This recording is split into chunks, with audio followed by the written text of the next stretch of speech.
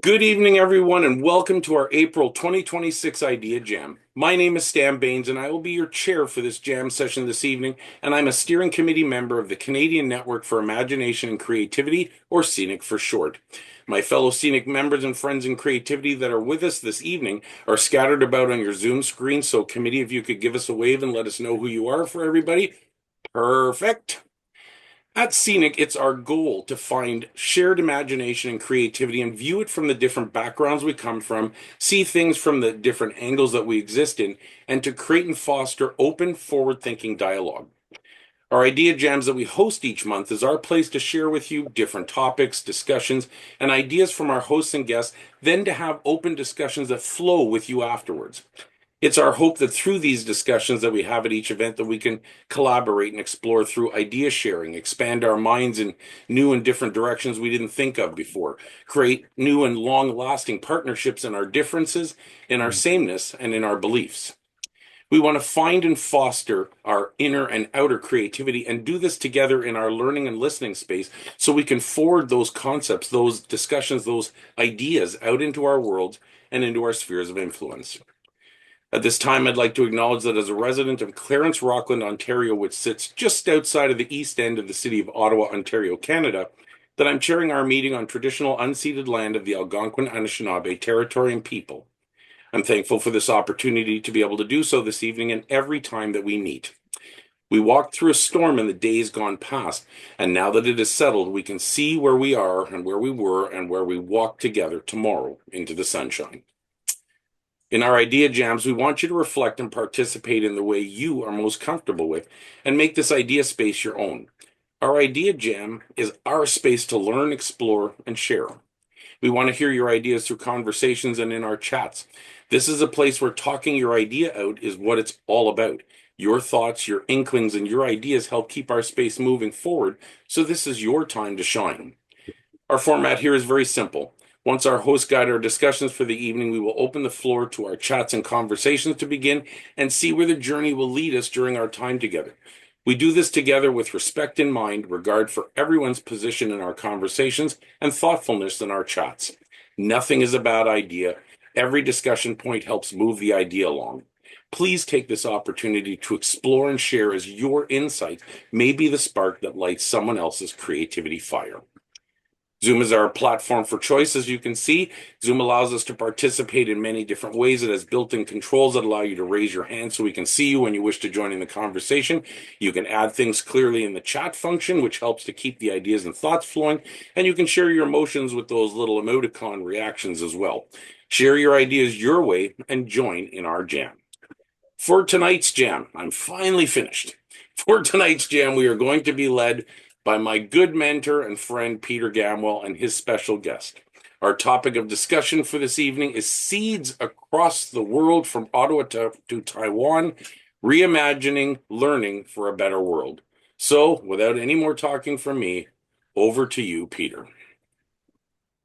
Dan, thank you as usual for your amazing introduction. I want to just frame a little bit of a context around this. At the beginning of March, I had the absolute privilege of spending 3 days at the incredible Taipei European School in Taiwan.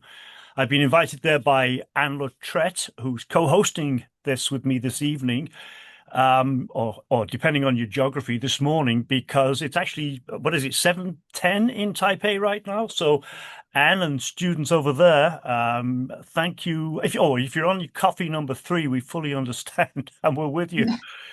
Over those 3 days that we spent together, we brought together students, staff, members of the Council of Administrators of Taiwan Expatriate Educators around what we framed as a collective thought experiment, an invitation to imagine. And it's built on a very simple, but I believe incredibly pressing idea.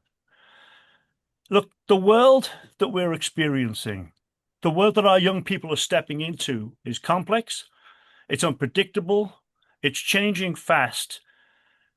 And I have to say that some mornings I wake up, I just have to say chaos is the only word I can think of. And the kinds of learning cultures we need for our kids need to go beyond delivering content. We need to awaken creativity, imagination, curiosity, and resilience in every one of our learners. And we need to create within them the passion to be positive change makers in our communities that we are so desperately going to need them to be. Because to be honest, my generation has not done a great job of this. So we don't just need students who can succeed in the future. We need young people who feel capable of shaping it. So we asked, what might learning look like? What might it feel like? And what might it be experienced as in a culture designed for precisely that? And the ideas that emerged in Taiwan were absolutely incredible. They were thoughtful, they were hopeful, and in many cases led by students themselves. Look, I've been a part of conversations like this for a long time. I know you might not think that by looking at my youthful face, but across schools, systems, and communities, and occasionally causing a little bit of disruption in the name of learning, it has to be said. But usually, whenever you do something like this, something interesting happens. You get a spark, you get a shift, and you get a moment where people start to see things a little differently. Their imaginations really do kick in and they're able to imagine something different. But every now and again, something a little deeper lands. And that's what happened in Taipei. The honesty, the clarity, the way students didn't wait to be invited, they just stepped in. They didn't hesitate, they didn't overthink, they got straight into the work of imagining something better. They got it. And at some point, you realize this is not a conversation you neatly wrap up and move on from. It's simply not possible to do that. So this evening is not me starting something new. It's picking up a thread that's been weaving its way through this work for years and opening it up so voices from different parts of the world can meet, collide, and create something none of us could have designed on our own. So that's what tonight is. I'm so grateful that this is happening. From the Ottawa area, we have two amazing students who I've had the privilege of knowing for quite a few years in both cases. We have Grace Hill and we have Sophie Wiley. But before we get on to what they're going to say, I'm going to hand it over to Anne in Taipei and say a few words, and maybe you could introduce the first speaker, Anne. Thank you, Peter. Yeah, I'd like to say that firstly, thank you for the work that you did when you were here in Taipei, because as you said, this is an extension of that work, but our extension has continued here in TES as well. We have a group who are, we call them the Creativity Task Force, and we're really looking at collecting all of the fantastic ideas that came out of those 3 days. And we've been working on assimilating them and kind of bringing them, narrowing it down to the really key things that we would like to do going forward as we work on our next school plan. So it's really been inspirational for us. And we have staff and students involved in that process. So thank you very much for kicking off our journey with making our education more future ready. So yeah, I have two students here with me who have kindly agreed to get up nice and early. It is 7:15 in the morning here in Taipei on Friday. And they're up and on screen today. And so I'd like to introduce my students. Firstly, I have Tina Wang, who's here with us. Tina is in what we call H3, which is in the first year of the IB diploma. She'll have the rest of this year and one more year to go, and then she'll graduate high school. Tina is also our head student. So she's a very important person in our community, and we are eternally grateful to the work that she and her co-head student do to move our community forward. So it's great to have Tina here.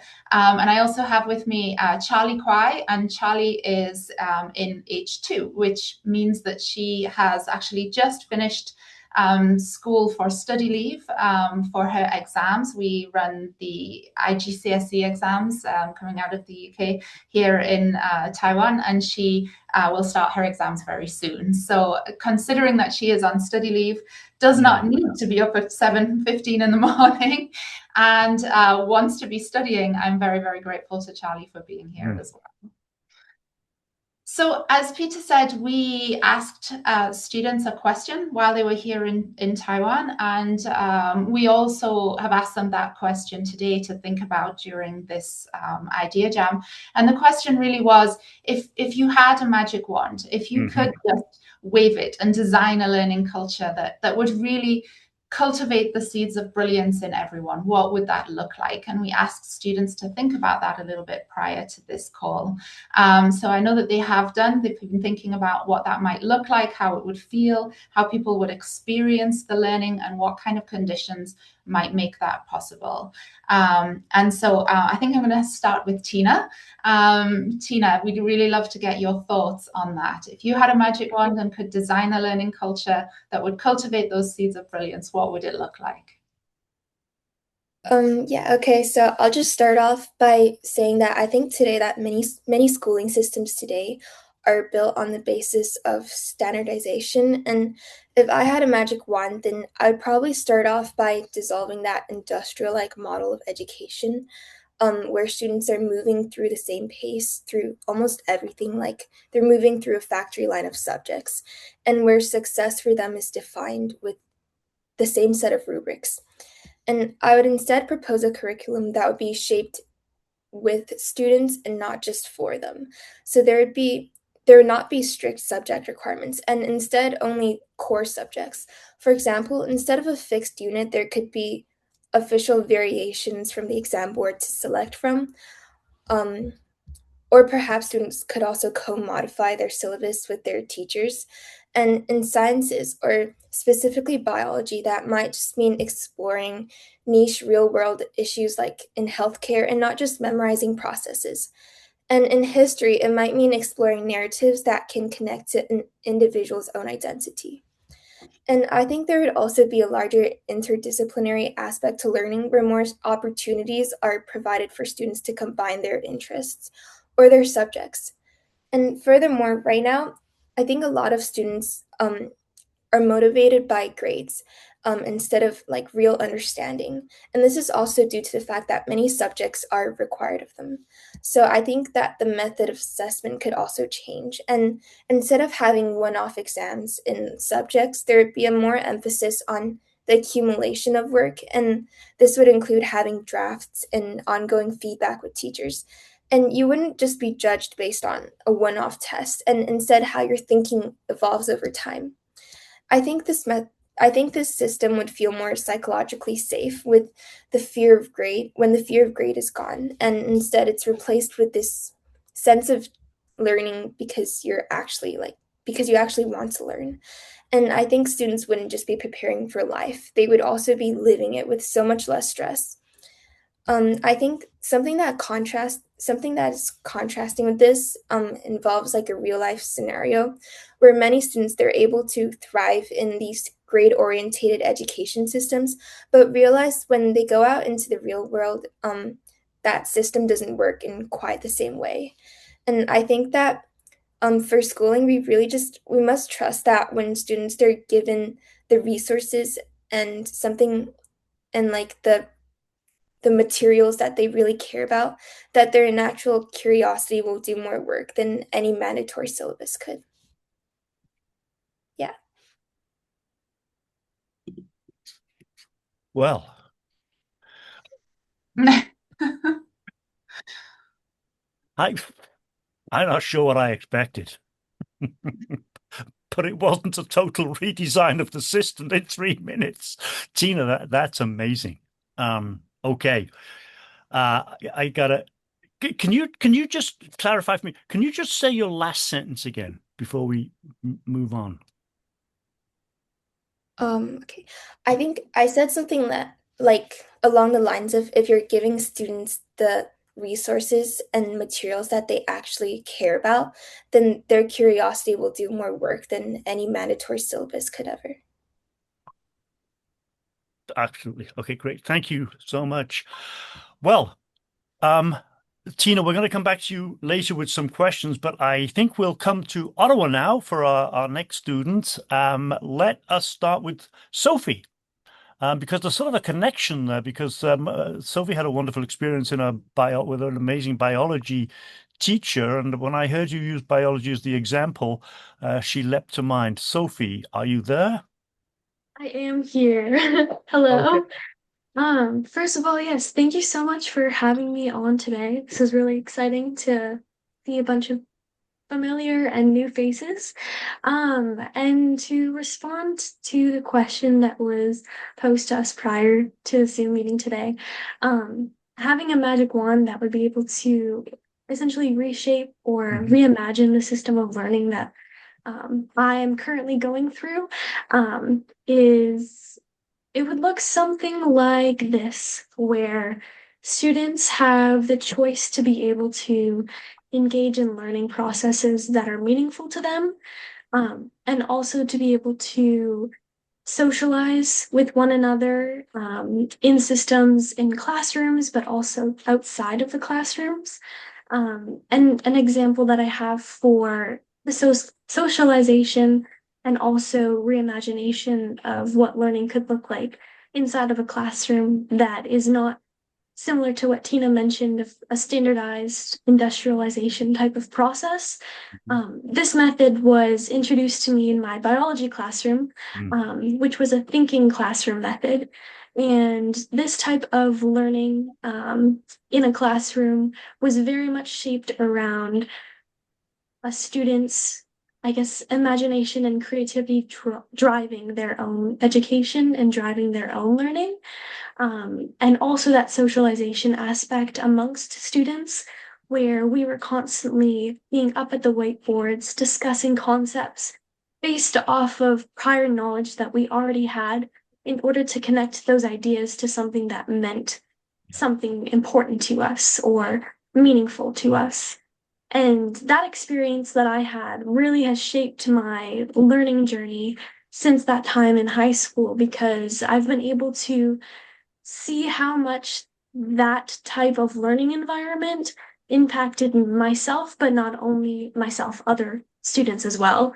Mm. And we were able to collectively drive projects with our creativity, and also take part in meaningful learning opportunities, whether that would be through different methods to demonstrate our learning, not just by standardized testing, but also through visualization boards or creative projects such as writing poetry in order to express a type of project. For example, that I did was writing poetry and also explaining the process or biological process of raspberry plants.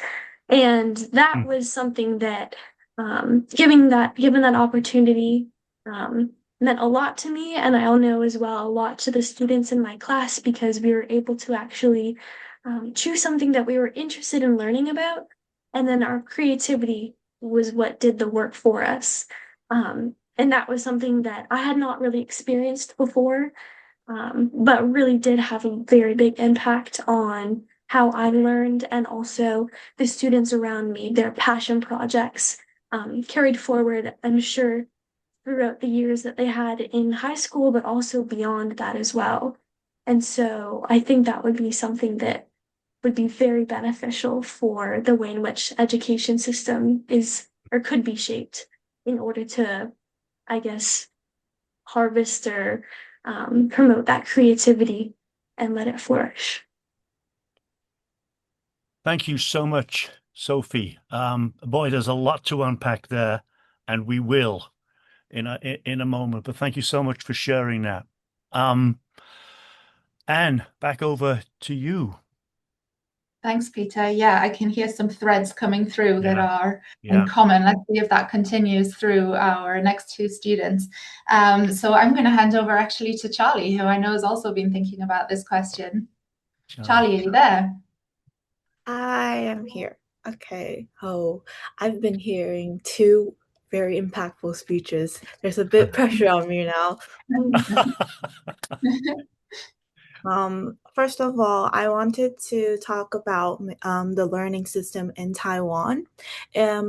I Right now, Taiwan learning has been more on scores, pressure, stress, rather than a world we can imagine as students. And this is an issue I've been seeing for the past decades to even the years that when my mom was a student. And the two things I would like to change for Taiwan would be a less emphasis on scores, more on a world project. And I want learning to be something we can apply for rather than just memorizing. It's a place that students can imagine, a world that we will and we want to shape. A world that where opportunity is not born from where you're born, but it's from the dreams you dare to pursue. And the second thing would be encouraging students to explore identity, creativity, and mental being. Because right now, the state of many Taiwanese students is they don't know what they want to achieve in the future. They don't know what they want to be or what kind of a person they want to be in the society. And I think school is a place that students should have the creativity to we should have this system where teacher could be these mentors or even people who are in older or in higher grades could allow us to imagine and shape a world that we want to be in. Because if I never been to TES, I wouldn't know what I want to achieve in the future. I would always think being a lawyer, being a doctor, or even pursuing economic would be my future. So I think having a place where students could imagine where they want to be and what kind of a society they want to create is something that is impactful right now. And what it would look like a classroom full of voices, full of creativity, not just silence. And students would be asking questions as if, how can I shape a world? And sharing ideas that the world they want to shape. And it would be looking like people working together, combining voices, just like MUN that I really enjoy doing, as if everyone just come to a discussion that how can we create this world that we are talking about? Or even what is the problem right now and how will we want to solve it? And it will feel like curiosity instead of stress. Like you're allowed to make mistakes, you're not getting punished to being afraid. And it could be actually yourself rather than being a student. Student shouldn't be the nickname when you go to school. It should be you as a person, as a special human being, go to this society. And because learning is not just getting right answers. It's not about understanding the world concept or even understanding logarithm, but it's a world that we want to imagine, we want to create.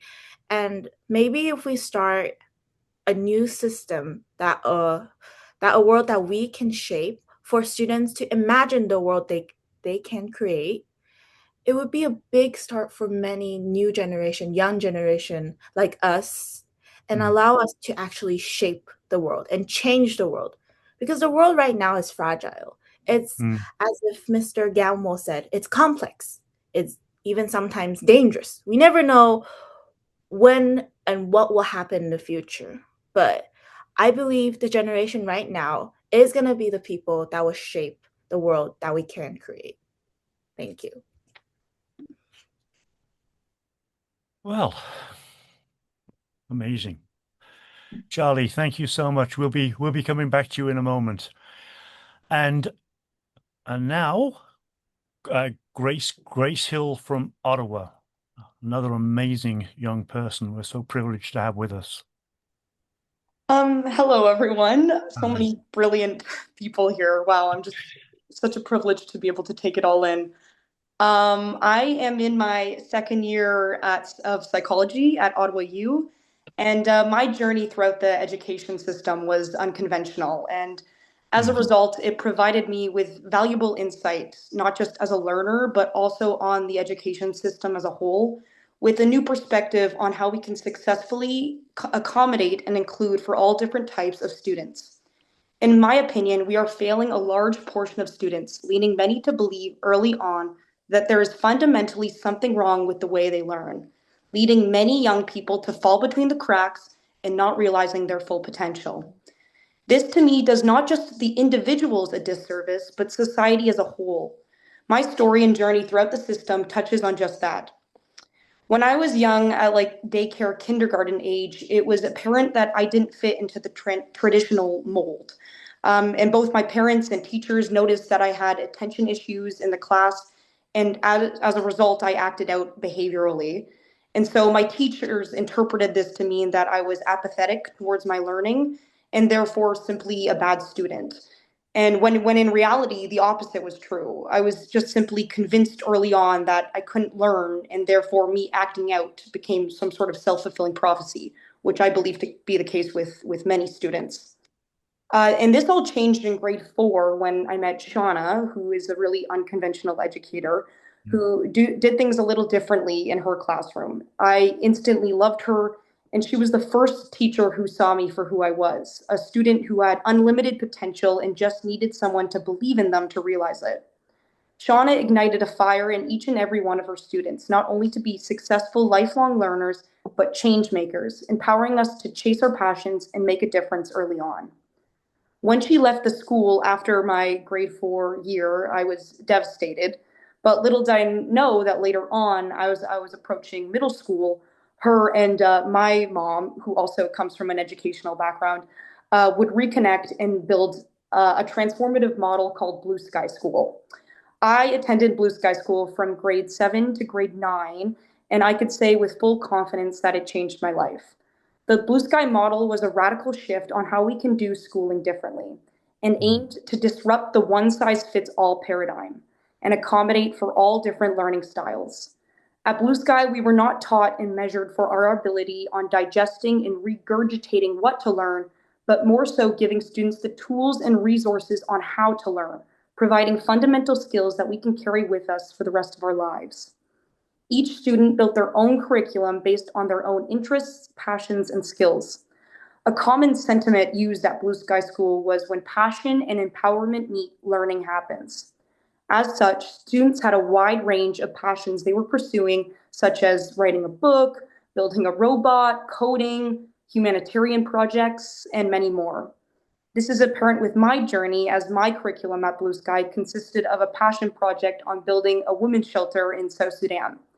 At Blue Sky, we attended many events, conferences, and a wide range of field trip and experiences that allowed students to be exposed to just as much as possible.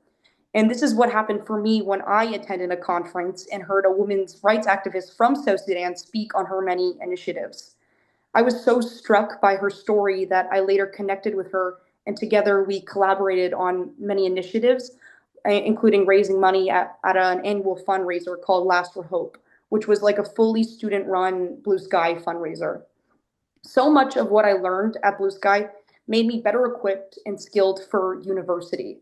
Blue Sky taught me invaluable skills such as connecting with experts, event planning, project management, and what we classify now as soft skills like compassion, integrity, work ethic, grit. And Blue Sky didn't just set me up for school, but for life. And more importantly, it instilled a sense of drive in me that I, as a student, could enact change and could contribute to society. It all took only one teacher who believed in me and saw me for who I was to completely change the trajectory of my schooling journey. Imagine how many more students could be impacted if the Blue Sky model was more widespread. My story proves that the traditional model is failing a lot of students, and the one-size-fits-all paradigm not only limits the students within the system, but majorly impacts the future workforce and society as a whole. Blue Sky fosters students who will become creatives, entrepreneurs, and change makers. And imagine how much our world could change if each student is made to believe that they can make a difference. Thank you so much. Thank you so much. Thank you so much, Grace. Well, Anne, I don't know what you're thinking, but I'm almost on overload. My brain is doesn't know where to start. So I'm being serious. So what I'm going to do is I'm going to sit back, and I am going to open the floor now, and Stan and Anne can help here. We actually only have, I think, about 10 or 12 minutes for questions, but is there anybody who would like to pose a question at this point to one of these wonderful students? Sheila, yeah. Sheila, you're on mute. She,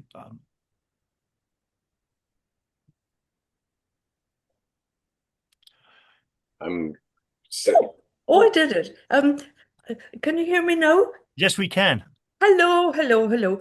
I'm a very old woman. I was born in 1943, and so I've had a lot of experience of teaching from potty training. That wasn't you, Peter. No. Through to my oldest student was 90. But what I'd like to do now is all these inspirational youngsters that have been talking. Can we please get rid of the geriatric megalomaniacs that are in charge of the world and put these inspirational youngsters in, please? That's the end of my speech. Oh, by the way, it's now where I live. It's now nearly 1 o'clock in the morning, so it's halfway through the night. Oh. Thanks, Sheila. Fred, go ahead. Well, I found it very inspirational listening to all the speakers, but starting back at Tina, I realized that I needed as a teacher to be taught by one of my students to ask questions. And I realized that I didn't think of his question because I had never been trained in asking questions. So I'd like to ask the students and Anne and Peter yourselves, what do we do to start to change teachers in how we approach learning in this way to get students to pose questions, to verify, to interact and work together, and definitely change the assessment practices. Are you given the short amount? I'm not trying to avoid the question. Trust me, it's precisely the question we are addressing. But I'm just thinking that we've got such a short amount of time. Would we rather direct questions to some of the students, or do you want us to answer those questions? I was leaning towards the students. Oh, okay. How do we do it? How do we make the extraordinary happen? Who'd like to have a go at that? Charlie, Tina? Charlie, I'm going to drop this on you. Okay. So how can we exactly have our students to be impactful and asking questions and keep their mindset fresh and moving? I think it's a question that a lot of teachers are still asking because I was working with Mr. Gamwell, and I have been around with many different teachers around Taiwan. And I realized that that is a question that they've been asking themselves.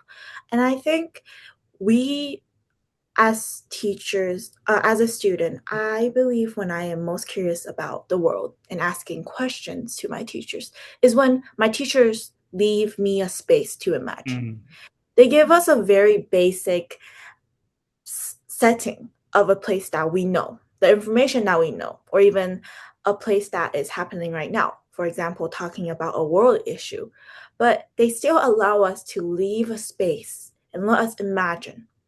For example, asking them, if you were a soldier, what would you do? Or even if you are a politician, what would you change? And that space allow us as students to imagine as we are the character in the story. So I think that is how us as students asking question and being creative is when we have the space to imagine. Thank you so much, Charlie. Are you seeing any other hands this time? Steve, did you put your hand back down? I did, but I'm very inspired by what the students said. But what would be one thing each one of you would do? This is a rapid fire question. I hope it's not unfair, but you're all brilliant. Hmm. So what would you do to start this? Tina, would you like to start there? Yeah, so I would first focus on like the subject wise aspect. And I think to let students be genuinely like interested in what they're learning and to thrive in that learning environment, I think it'd be important to not have subject requirements. For example, you wouldn't need to like there would be these core requirements, like very basic and that basically everyone can meet, but you wouldn't have to, for example, pick an arts or pick an language, or you wouldn't like everyone wouldn't have to have the same requirements, and instead you can shape what that curriculum would look like for you um by choosing the subjects that you would really want to pursue. You did that very well. Next. Let's go with Grace. Yeah, I kind of want to piggyback off of Tina's idea there, and was reminiscent of a lot what I did at Blue Sky, which is not learning again, like I said, I touched on this a little bit, but not learning what to learn, but how to learn, and more so what your learning styles are. I was just noticing this, for my own experiences, that I was judged based on like a certain metrics, certain like standardization. And when I went to Blue Sky, that was completely thrown out the window. So I actually had to sit with and navigate, okay, how do I actually learn? How do I actually take in information? What am I actually passionate about? And to having those experiences early on, like starting to think about those things from when you're like 13, 12, um, it really benefits you long term, because this is what a lot of what you do in university, a lot of what you do in the workforce is you have to take initiative. You have to work through things at your own pace. So understanding those building blocks and skills, or what works best for you early on, that proves invaluable long term. So that would be sort of my 2 cents. Thank you so much. Thank you very much indeed, Grace. Sophie. One thought that I had brought me back to a class that I took when I was in elementary school. My English teacher, she did this thing every week, and it was called Current Events. And what she did was brought in world issues that were current going on, and we took the first hour of the day every single Monday to talk about and create a space to talk about what was going on in our current world right now. And I think what this did was kind of like Charlie mentioned, created a space for students to be able to participate in discussion, but also about things that might be relevant to their own experiences, as well as things that are going on around the world. And so, from that experience that I had, and taking that 1 hour every week to be able to collectively come around and discuss with each other, ask questions, that can also provide an opportunity for students to really dive into the things that they're passionate about. If there is something that's going on currently in the world that really is striking a chord in them based off of those discussions that we had from that current events hour, then that just can continue on into a snowball effect of really being able to harness their creativity and also just their passions about what it is that they want to learn about more. So that would be one thing that I guess an action piece into like a daily or a weekly thing in class. Thank you, Sophie. Thanks, Sophie. And Charlie, did you want to have another word on this? I would like to pass the time to the next person who wants to ask a question. Thank you so much. Okay. Any more questions? Yep, I got one. Sharon Smith. It's not really a question. I've had a lot of learning. I've been blessed with a very fine education, and I've taught from 0 to preschool all the way up to golden agers. And when I was one of 60 teachers chosen to go to Reggio Emilia and observe how the children's interest continues when their curiosity and passion is there, I learned something very important, and I now teach Art You Asked For to seniors virtually, and it's what they want to learn that I teach. And that's every second Thursday. And today was the day. So April 30th will be in 2 weeks. Every 2 weeks, I teach that class. Magic. Thank you.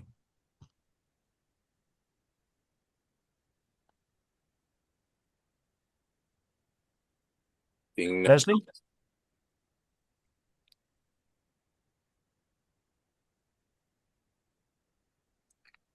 Any more questions, Dan?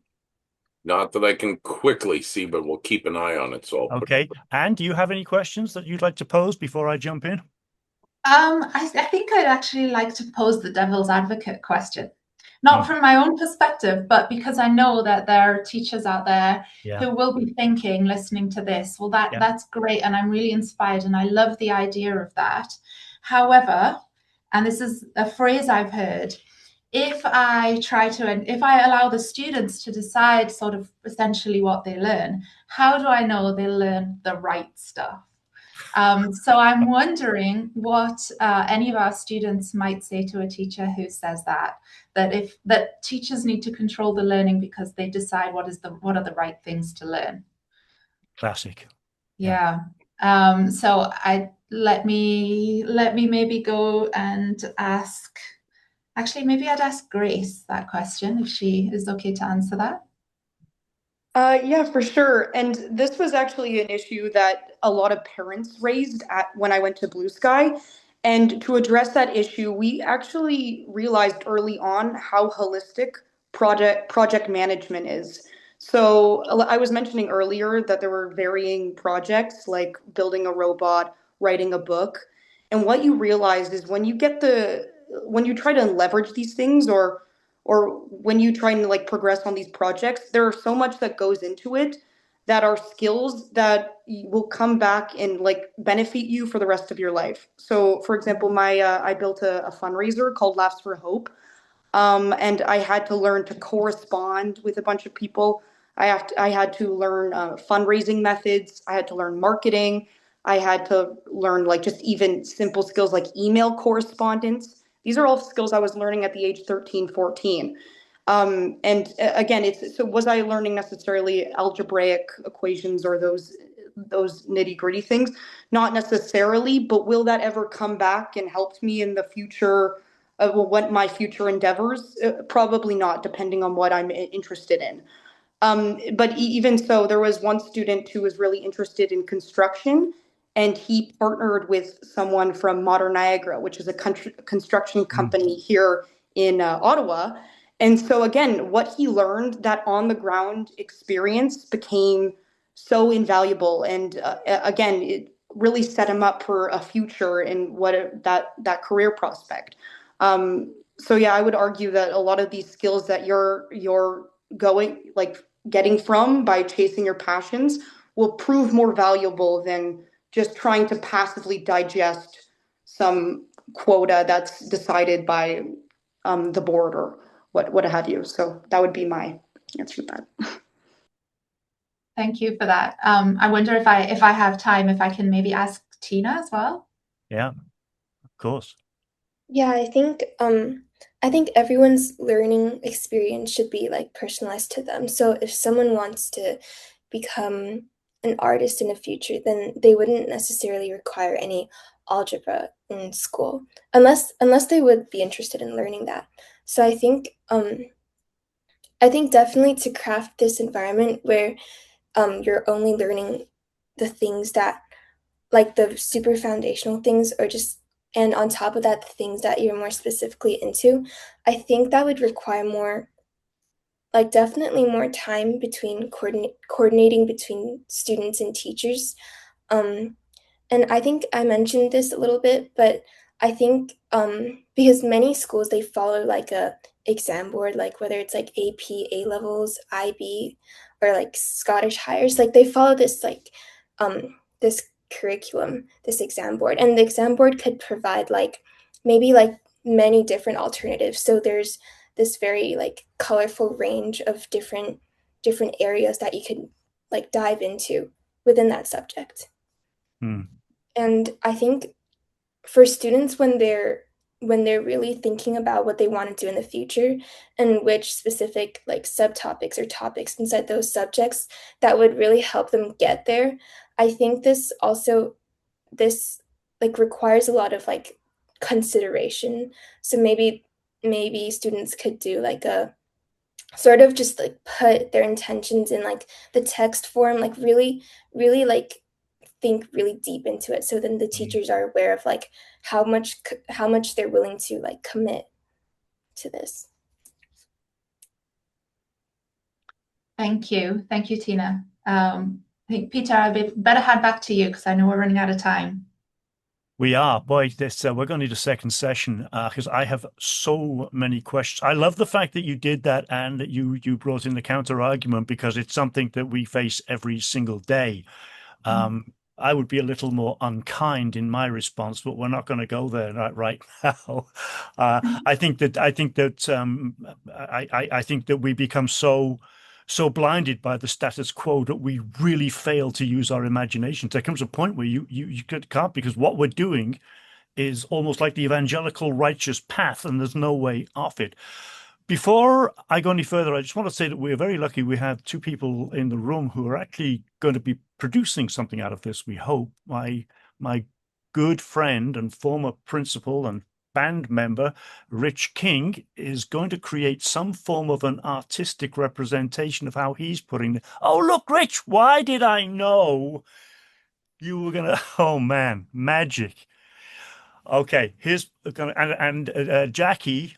my friend Jackie is going to craft some form of poetic response. So here's what I'm going to suggest.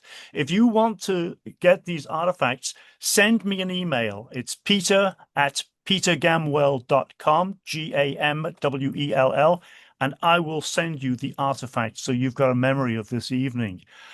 I'm going to just ask, I think it's only further. This is courageous, what you four students have done this evening. This is not an easy thing to do, to get on with people you have no idea who they are. And when you look at the screen, you probably don't want to know who they are. Because so I'm going to ask if any of you have got any final thoughts on this. Oh, Sheila is going to have a final. You're not one of the students, Sheila, but nevertheless, you're on mute, don't forget.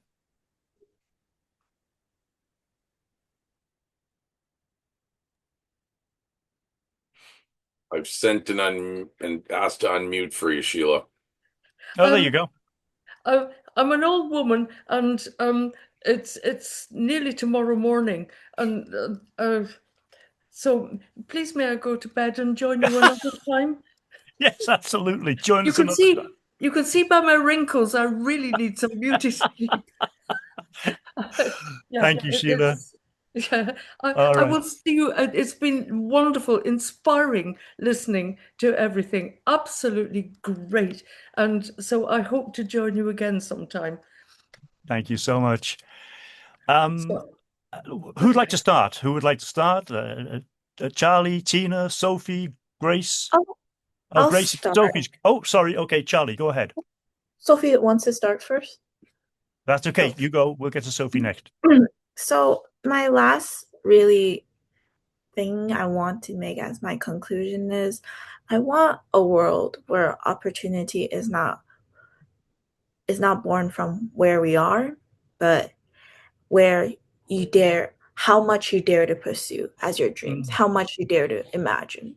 Because I think for us to imagine a system we can create in school is extremely important, and it links to a world that students can create, because I think schools are the place that allows students to imagine what they want to be in the future, as I mentioned before. And I think if we want to create a different world in the future, schools is the first place that changed the first step.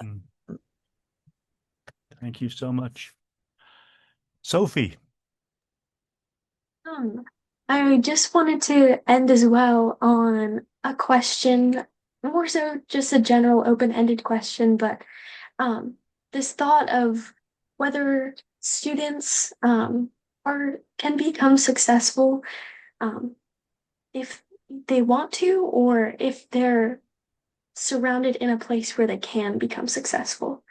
And I think the answer to that question that I have is that when students are existing in spaces where there's opportunity for them to choose and to engage with themselves and their own passions, that is something that will stay with them for a lifetime, and that can be passed on, and that flows down and trickles down into the teachers and the educators and the staff members that work at these schools, and that it's so much more different when students might, of course, everybody wants to succeed, but really having those spaces where you can succeed and are in environments where that's actually something that's possible, I think is really an important takeaway from this discussion today. And as I'm sure you experienced from Grace, where you talked about the community that you were able to actually succeed in fostering those passion projects. Of course, you want to succeed, but it's really that community where how are you going to be able to? And I think we're seeing visions of that from all of the other fabulous students here today as well. So I just wanted to end on that, but thanks. Magic. Thanks, Sophie. Grace, did you want a final comment? Sure, yes. Yeah, I want to touch on Sophie's point because I think that was really important.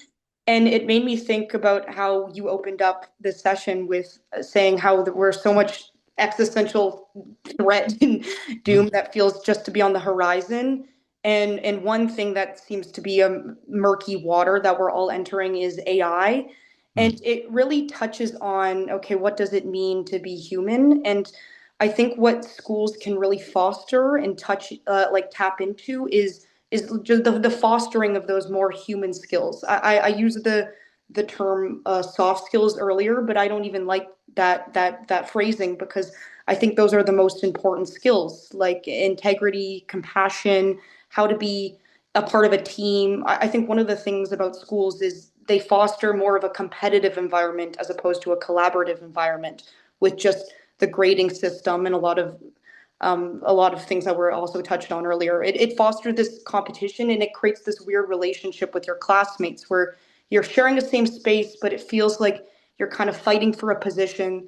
So again, like what Sophie was saying, is creating spaces where it's a collaborative environment and we're all supporting each other, and the teachers set the precedent for that, of course, and helping cultivate that environment where everyone can thrive. Would be my final thoughts. Thank you so much, Grace. And is it Tina that we've missed for this last comment? Yeah, so I'll just sum up like really shortly, and really short.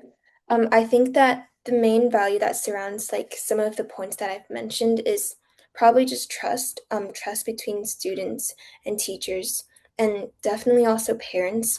I think trust comes in when the teachers or the educators have to trust that when students are faced with something where they're genuinely passionate about, or where their curiosity is really like driven and really like activated, then they're going to really like do much more than anything that is just like than anything that they aren't actually into that is asked of them ever could.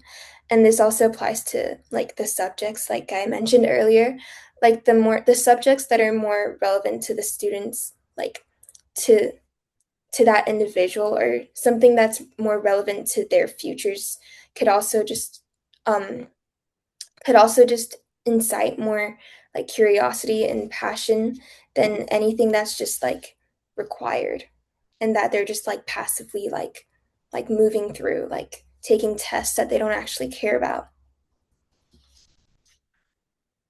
Tina, Yeah. thank you so much. I note that we are slightly over time. This has been magical. This has been just amazing. Oh, have I just seen Angela? Is that Angela from Taiwan that I'm seeing? great to see you. Thanks for being on board and for everything that you did when I was over there. Stan, I'm going to hand this back to you for a wrap. Unless, Anne, do you have anything to finish up with? Just a thank you, honestly. I mean, I've written pages of notes, even though I know it's recorded, but I like to write. That helps me think. And I just think the words of the 4 students are just so inspiring. And so it gives you hope for the future as well, I think. Yeah, surely does. Yeah, unfortunately, we have reached that time of the evening where we have to bring things to a close. And as always, it's like we are on fire this evening. So we're hoping that we can definitely be back with this again. So I want to thank Sophie, Charlie, Tina, and Grace, and of course to you, Peter and Anne as well, for making this a very, very engaging evening. This is why at Scenic we enjoy our time here so much with everyone.